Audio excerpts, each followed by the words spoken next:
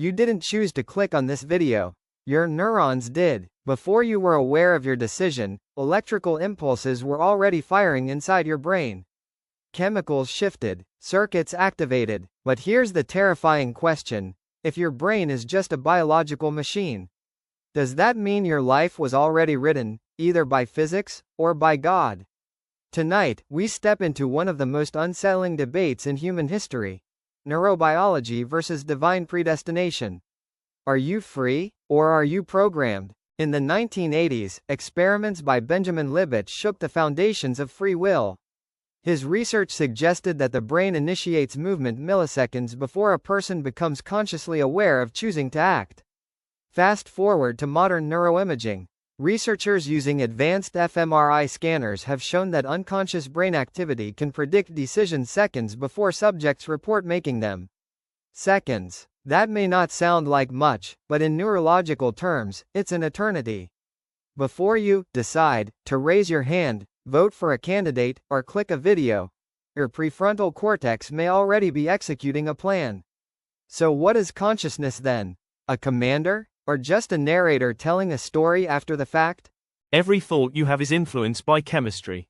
Dopamine shapes motivation. Serotonin stabilizes mood. Cortisol drives stress responses. A bad night's sleep, low blood sugar, an argument earlier today. Each variable alters your neurochemical balance, subtly steering your choices. What feels like an original idea may simply be a biological reaction to environmental stimuli. You think you chose confidence. Maybe your serotonin did. You think you chose anger. Maybe cortisol chose for you. If every mental state arises from prior physical causes, then your decisions are part of a continuous chain, stretching back to your birth, your genetics, even the Big Bang. Long before brain scanners, theologians were asking similar questions. In Christian theology, figures like John Calvin argued for predestination, the belief that God has already determined who will be saved. In Islamic theology, scholars like Al-Ghazali explored divine decree, that nothing occurs outside God's will. If God is omniscient, knowing the future perfectly, can your choices truly be free? If the Creator already knows every decision you will make, is your freedom genuine, or is it simply unfolding according to a divine script?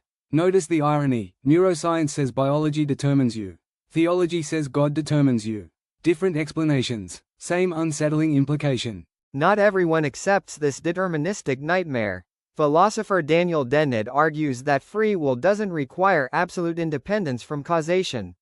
Instead, freedom may mean acting according to your desires, even if those desires have causes. In this view, you are free, not because you are uncaused, but because your actions flow from who you are. The question shifts. Not, are we determined?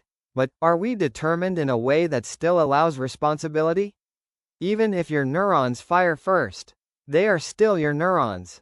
Even if God foreknows your choices, you still experience choosing them. Is free will an illusion? Or is it an emergent property of complex systems? Maybe the real paradox isn't whether we are free. Maybe the paradox is this: even if we are determined, we still feel responsible. Courts punish crimes. Societies praise heroism. You regret mistakes. Why? Because regardless of neurons or destiny, the human experience demands accountability. If everything is predetermined, morality becomes complicated. But if everything is random chemistry, meaning becomes fragile. Between biology and theology, we stand in tension, and perhaps that tension is what makes us human. So tell me, are you team neurobiology, or team predestination, or do you believe free will survives both? Comment below. If you enjoy deep pro versus con debates on philosophy, geopolitics, and power structures, don't forget to like and subscribe, because next time, we question reality itself.